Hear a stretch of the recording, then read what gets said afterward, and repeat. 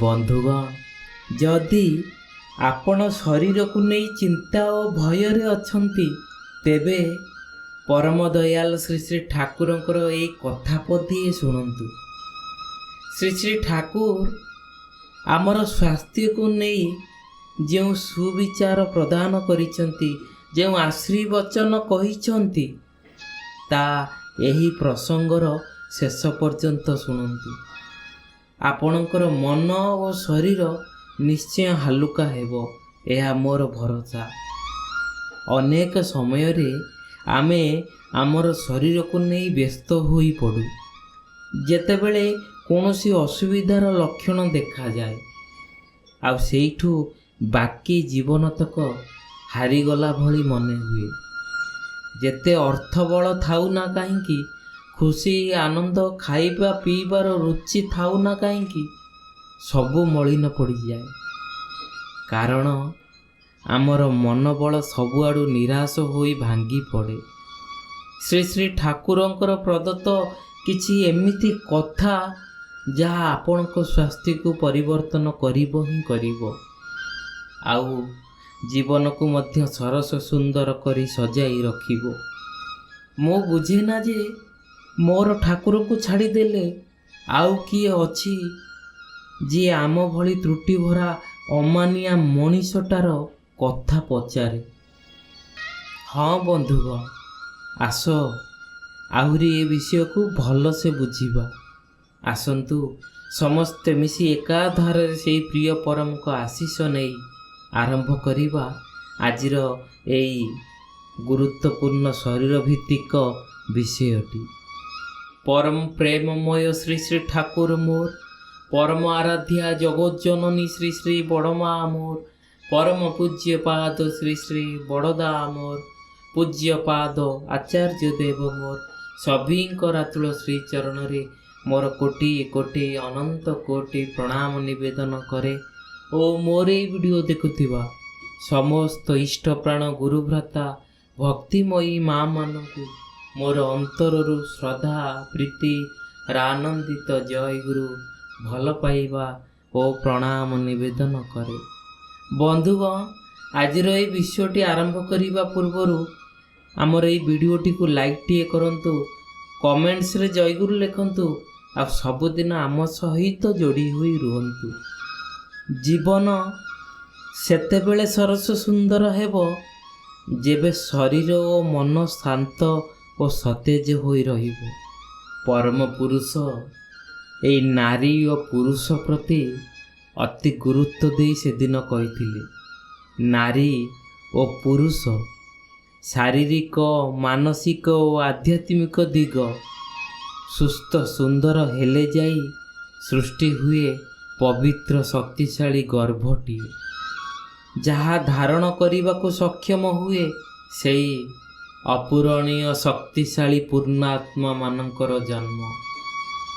ଏହିପରି ନାରୀ ସହିତ ଜଣେ ଇଷ୍ଟପ୍ରାଣ ପୁରୁଷ ଯେତେବେଳେ ଦାମ୍ପତ୍ୟ ଜୀବନ ଆରମ୍ଭ କରେ, ସେତେବେଳେ ଦେବ ଶିଶୁ ଧରାପୃଷ୍ଠରେ ଅବତରଣ କରନ୍ତି, ଆଉ ଆମର ଏଇ ଭାରତବର୍ଷ ଦେବଭୂମିରେ ପରିଣତ ହୁଏ। ସେଇଥିପାଇଁ ସର୍ବପ୍ରଥମେ ଦରକାର ଆମର ସ୍ୱାସ୍ଥ୍ୟ ଓ ସଦାଚାର। ପରମ ଦୟାଳ ଶ୍ରୀ ଶ୍ରୀ ଠାକୁର ଏଇ ମଣିଷମାନଙ୍କ ପାଇଁ 5ଟି ଦିଗକୁ ବିଶେଷ ଗୁରୁତ୍ୱ ଦେଇ କହୁଛନ୍ତି, ଯେମିତି ମନ, ଯେମିତି ଭାବ, ସେମିତି ଜୀବନ। ସେଇଥିପାଇଁ ପ୍ରଥମରେ ଶ୍ରୀ ଶ୍ରୀ ଠାକୁର କହିଲେ ଆହାରର ପ୍ରଭାବ। ଶ୍ରୀ ଶ୍ରୀ ଠାକୁର କହୁଛନ୍ତି, ମାଛ ମାଂସ ଖାନା, ଆଉ ପିଆଜ ରସୁଣ ମାଦକ ଯାଉ। ଆମିଷ ବିଧାନ ଉତ୍ତେଜିତ, ଅଯଥା ହୁଏ ଜର୍ଜରିତ। ଆମିଷ ଜାତୀୟ ଖାଦ୍ୟ ଗ୍ରହଣରେ ଶରୀରର ବୃଦ୍ଧି ଦ୍ରୁତ ଗତିରେ ହୁଏ, କିନ୍ତୁ ଲକ୍ଷ୍ୟ କରିଲେ ଦେଖାଯାଏ ଯାହାର ବୃଦ୍ଧି ଯେତେ ଦ୍ରୁତ ତାର କ୍ଷୟ ମଧ୍ୟ ସେତେ ଦ୍ରୁତ ହୋଇଥାଏ। ଉଦାହରଣ, ମଣିଷର ଆୟୁ ଥିଲା 100 ବର୍ଷରୁ ଉର୍ଦ୍ଧ୍ୱ, କିନ୍ତୁ ଏବେ ଆପଣମାନେ ଠିକ୍ ବୁଝିପାରୁଥିବେ ମଣିଷର ଆୟୁ କେତେରେ ପହଞ୍ଚିଛି। ପଶୁ ମଧ୍ୟରେ ଯେଉଁମାନେ ଆମିଷ ଆହାର କରନ୍ତି ସେମାନେ ସାଧାରଣତଃ ଅସ୍ଥିର ଓ ହିଂସ୍ର ସ୍ୱଭାବ ସମ୍ପନ୍ନ ଜଣାପଡ଼ନ୍ତି। ଯୁଗ ପୁରୁଷୋତ୍ତମ ଶ୍ରୀ ଶ୍ରୀ ଠାକୁରଙ୍କ ମତରେ ଆମିଷ ଖାଦ୍ୟ ବିଧାନକୁ ଉତ୍ତେଜିତ କରି ସଂଘାତ ଅନୁକ୍ରମଣରେ ବିଷାକ୍ତ ନିସ୍ରାବର ଉପସୃଷ୍ଟି କରି କେବଳ ଯେ ଆୟୁର ଅପଳାପ ଆଣେ ତା ନୁହେଁ, ଜନନ କ୍ଷମତାର ମଧ୍ୟ ଅପଳାପ କରିଥାଏ। ଯଦିଓ ଆପାତ ଦୃଷ୍ଟିରେ ଦେଖାଯାଏ ଉକ୍ତ ଉତ୍ତେଜନା ମଣିଷକୁ କାମବିଦୂର କରି ତୋଳିଥାଏ, ତାହା ମଧ୍ୟ କରିଥାଏ, କିନ୍ତୁ ଜନନ ଯନ୍ତ୍ରରେ ଅସ୍ୱାଭାବିକ ଉତ୍ତେଜନା ସୃଷ୍ଟି କରି ତାହାର ସୁସ୍ଥତାରେ ବିପର୍ଯ୍ୟୟ ଆଣିଥାଏ। ତେଣୁ ଆମିଷ ଆହାରରୁ ଯଥାସମ୍ଭବ ଦୂରରେ ରୁହ, ଯାହା ତୁମର ଜୀବନ ପକ୍ଷରେ ବିଷ ଉଦ୍ଗାରିଣୀ ଓ ଆୟୁ ଆପଳାପୀ। ଏହି ଆମିଷ ଖାଦ୍ୟ ପୁରୁଷ ଅପେକ୍ଷା ନାରୀମାନଙ୍କ ପକ୍ଷରେ ଅତ୍ୟନ୍ତ କ୍ଷତିକାରକ, କାରଣ ପୁରୁଷର ଖାଦ୍ୟଜନିତ ପ୍ରଭାବ ପ୍ରବୃତ୍ତି ଓ ପ୍ରକୃତିରେ ପରିଣତ ହୋଇ ସୂକ୍ଷ୍ମ ଭାବରେ ଲୁକାୟିତ ଥାଏ। ତାହାକୁ ମା ଚାହିଁଲେ ହିଁ ସଂଶୋଧନ କରାଇ ନେଇପାରେ। ବାପାଙ୍କ ରେତ୍ର ପ୍ରଭାବ ମୁଖ୍ୟ ହେଲେ ହେଁ ତାହାର ଦୋଷାଦୋଷକୁ ସଂଶୋଧନ କରାଇ ନେବାର ଶକ୍ତି ଓ କ୍ଷମତା ବହୁ ଗୁଣରେ ମା ହାତରେ ଅଛି। ହିରଣ୍ୟକଶ୍ୟପର ରେତ୍ରରେ ମଧ୍ୟ ମଦ୍ୟମାଂସର ପ୍ରବୃତ୍ତି ସୂକ୍ଷ୍ମ ଭାବ ଥିଲା, କିନ୍ତୁ ତାହାକୁ ଶୀତଳୀକୃତ କରିନେବାର କ୍ଷମତା ଜୟାଧୁ ହାତରେ ଥିବାରୁ ପ୍ରହ୍ଲାଦ ପରି ଚରିତ୍ରରେ ତାହା ଉଙ୍କି ମାରିବାର ସୁଯୋଗ ମଧ୍ୟ ପାଇପାରିଲା ନାହିଁ। ବରଂ ନାରଦଙ୍କ ସଂସ୍ପର୍ଶରେ ଆସି ଅନେକ ଦିବ୍ୟ ଭାବର ସମାବେଶ କରି ପୁତ୍ରଠାରେ ସାତ୍ତ୍ୱିକ ଲକ୍ଷଣ ଗୁଡ଼ିକୁ ସଂଗ୍ରଥିତ କରିବାର କ୍ଷମତା ପ୍ରାପ୍ତ ହୋଇ ଦେଖାଇ ଦେଇଥିଲେ ଯେ ଏକ ରାକ୍ଷସର ସନ୍ତାନକୁ ମଧ୍ୟ ମା ଚାହିଁଲେ ଦେବ ସନ୍ତାନରେ ପରିଣତ କରାଇ ଦେଇପାରେ। ଠିକ୍ ଏହି ଫର୍ମୁଲାରେ ମା ଯଦି ଠିକ୍ ନ ହୁଏ, ତେବେ ଅନେକ ଦେବ ସନ୍ତାନ ଅର୍ଥାତ୍ ଦେବଅଂଶୀ ପୁରୁଷଠାରୁ ଗ୍ରହଣ କରିଥିବା ଦେବ ଔରସ ଜାତ ସନ୍ତାନକୁ ମଧ୍ୟ ଦୁଷ୍ଟ ସନ୍ତାନରେ ପରିଣତ କରିଦେଇପାରେ। ପ୍ରଜନନ ପ୍ରକଳ୍ପର ବିଧାନ ଲଙ୍ଘନ କଲେ ଦୁଷ୍ଟ ଭାବମୟ ଦୁର୍ବୃତ୍ତ ପାଷାଣ୍ଡଙ୍କର ଜନ୍ମ ମଧ୍ୟ ସମ୍ଭବ ହୋଇଥାଏ। ଏଣୁ ନାରୀର ଖାଦ୍ୟ ଯଦି ଶୁଦ୍ଧ, ପବିତ୍ର ତଥା ସାତ୍ତ୍ୱିକ ନ ହୁଏ, ତେବେ ପବିତ୍ର ଆତ୍ମାର ଅବତରଣ ହେବା ଅସମ୍ଭବ। ସେଇଥିପାଇଁ ଶ୍ରୀ ଶ୍ରୀ ଠାକୁର ନାରୀର ଖାଦ୍ୟ ଓ ଆଚାର ବିଷୟରେ କହନ୍ତି। ଦ୍ୱିତୀୟ ଓ ତୃତୀୟ ହେଉଛି ମଣିଷର ମାନସିକ ଅବସ୍ଥା ଆଉ ବ୍ୟତିକ୍ରମୀ ଅନୁଚଳନ। ହଁ ବନ୍ଧୁଗଣ, ମଣିଷର ଶରୀରରେ ରୋଗ ହେବାର ପଛରେ ମାନସିକ ଅବସ୍ଥା ଓ ଭୁଲ ଆଚରଣ ବହୁତ ଦାୟୀ। ମଣିଷ ଯେତେବେଳେ ଅଧିକ ଚିନ୍ତା, ଭୟ, ସନ୍ଦେହ, କ୍ରୋଧ କିମ୍ବା ନକାରାତ୍ମକ ଭାବନାରେ ରହେ, ସେଥିରୁ ଛୋଟ ହେଉ କି ଗଭୀର ଦୁଇ ପ୍ରକାରର ରୋଗ ହୋଇପାରେ। ଏମିତି ମାନସିକ ଅବସ୍ଥା ମଣିଷର ରୋଗ ସହିବା ଶକ୍ତି, ବ୍ୟାଧି ନିରୋଧ କ୍ଷମତାକୁ କମେଇ ଦିଏ। ଅତିରିକ୍ତ ସନ୍ଦେହଶୀଳତା ଓ ଭୁଲ ଚିନ୍ତାଧାରା ମନକୁ ଅସ୍ଥିର କରେ ଏବଂ ମଣିଷକୁ ଭୁଲ ପଥରେ ନେଇଯାଏ। ତେଣୁ ମନରୁ ଭୁଲ ଚିନ୍ତା ଓ ନକାରାତ୍ମକ ଭାବନାକୁ ଦୂରେଇ ରଖିବା ଦରକାର। ଭୁଲ ଆଚରଣ ଓ ଅନୁଶାସନହୀନ ଜୀବନଶୈଳୀକୁ ଛାଡ଼ିବା ଦରକାର।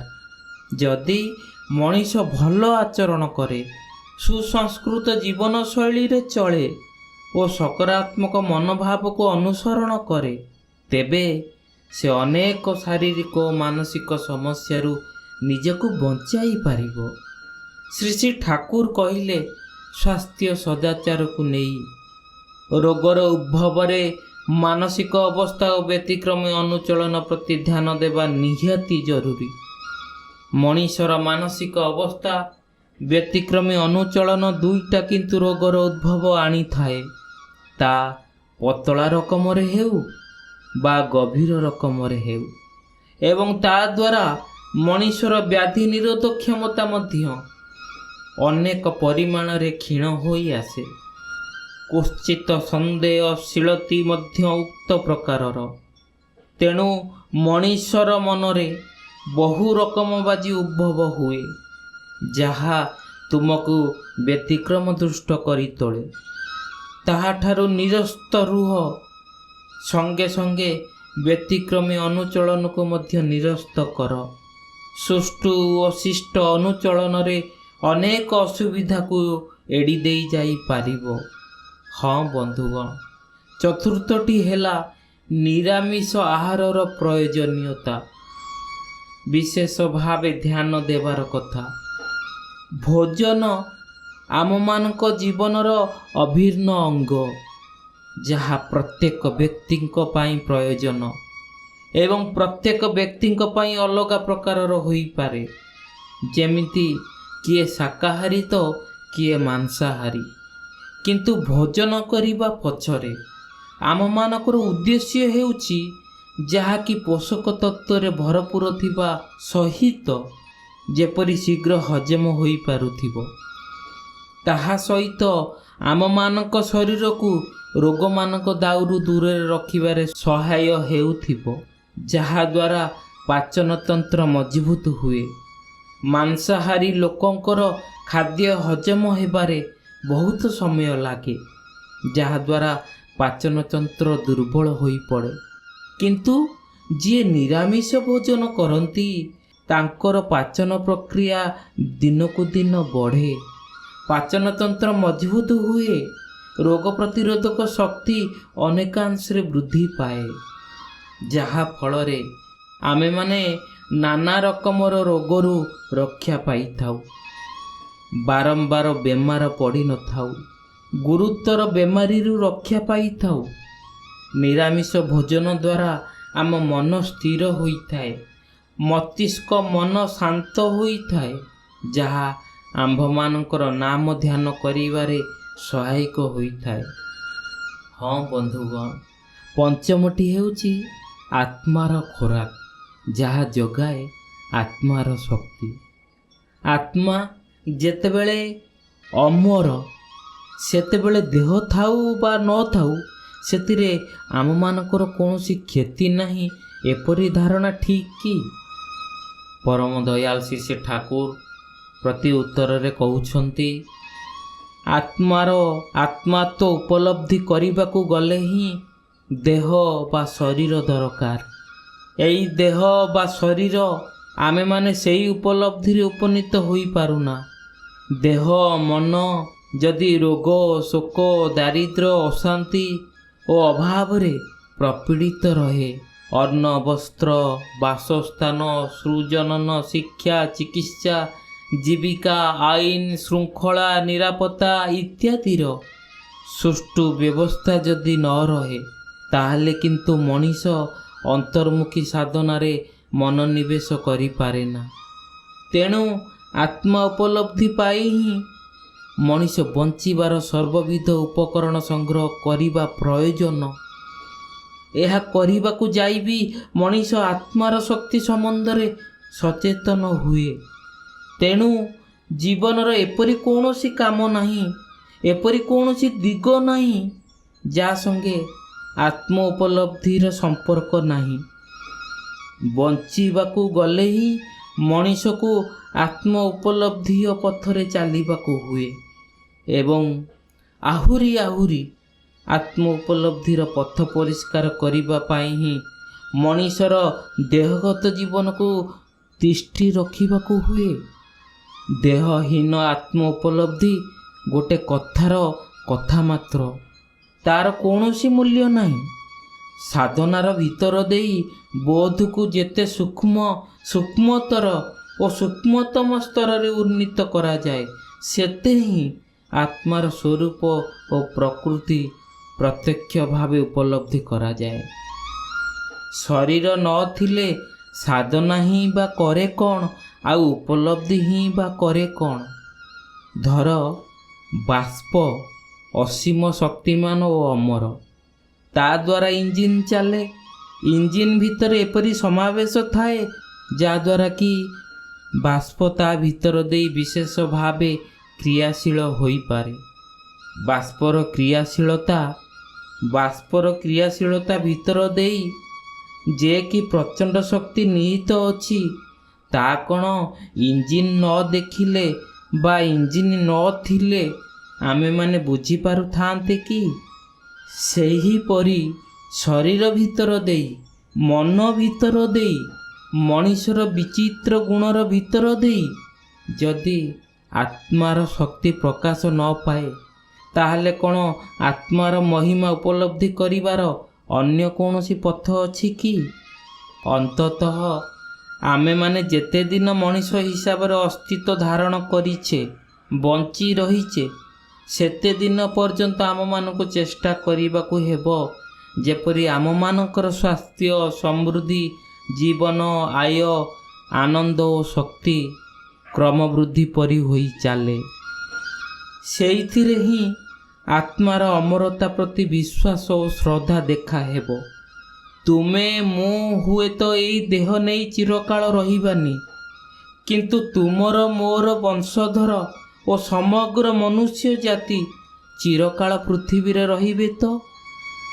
ଆମମାନଙ୍କର ଉଚିତ ଏଇଆ ଯେ ଏପରି ଭାବେ ଚଳିବା ଯାହାଫଳରେ ଭବିଷ୍ୟତରେ ଯେଉଁମାନେ ଆସିବେ ସେମାନେ ଆହୁରି ବି ଭଲ ଭାବେ, ଆହୁରି ବି ସୁନ୍ଦର ଭାବେ, ଆହୁରି ବି ସାର୍ଥକ ଭାବେ ବଞ୍ଚିପାରନ୍ତି। ଏହା ଫଳରେ ସୁବିଧା ଏହା ହେବ ଯେ ତୁମେ ମୁଁ ମୃତ୍ୟୁ ପରେ ପୁଣି ଯଦି କେତେବେଳେ ବି ଅନ୍ୟ କୌଣସି ଦେହ ନେଇ ଏହି ପୃଥିବୀକୁ ଆସୁ, ତାହେଲେ ସେଦିନ ବି ଆମେମାନେ ଏକ ସୁନ୍ଦର ସମାଜ, ସୁସ୍ଥ ଶରୀର, ସୁସ୍ଥ ମନ ନେଇ ସୁସ୍ଥ ପରିବେଶର ଅବଦାନ ଉପଭୋଗ କରିପାରିବା। ହଁ ବନ୍ଧୁଗଣ, ଅତ୍ୟନ୍ତ ଗୁରୁତ୍ୱପୂର୍ଣ୍ଣ ବିଷୟଟି। ଆଶା କରିବି ଆଜିର ଏହି ସୁନ୍ଦର ବିଷୟବସ୍ତୁଟି ଆପଣମାନଙ୍କୁ ଭଲ ଲାଗିଥିଲେ ଲାଇକ୍ଟିଏ କରିବେ, କମେଣ୍ଟସରେ ଜୟଗୁରୁ ଲେଖି ଜଣେଇବେ। ଏପର୍ଯ୍ୟନ୍ତ ଯେଉଁମାନେ ଜୟଗୁରୁ ପ୍ରାର୍ଥନା ଚ୍ୟାନେଲକୁ ସବସ୍କ୍ରାଇବ୍ କରିନାହାନ୍ତି, ସେମାନଙ୍କୁ ଆଉ ଥରେ ଅନୁରୋଧ କରି କହିବି ଆମର ଏହି ଚ୍ୟାନେଲ ସହିତ ଯୋଡ଼ି ହୋଇ ରହିବା ପାଇଁ ସବସ୍କ୍ରାଇବ୍ କରି ରଖନ୍ତୁ ଓ ପାଖରେ ଥିବା ବେଲ୍ ନୋଟିଫିକେସନର ଅଲ୍ ବଟନକୁ ଦବାନ୍ତୁ। ତେବେ ଆସନ୍ତୁ ଆଜିର ଏହି ସୁନ୍ଦର ବିଷୟବସ୍ତୁରେ ଏଇଠି ରଖିବା। କାଲି ପୁଣି ଆଉ ଗୋଟିଏ ସୁନ୍ଦର ବିଷୟବସ୍ତୁଟିଏ ନେଇ ଆସିବୁ। ସେ ପର୍ଯ୍ୟନ୍ତ ରହୁଛୁ। ଜୟ ଗୁରୁ। ବନ୍ଦେ ପୁରୁଷୋତ୍ତମମ୍।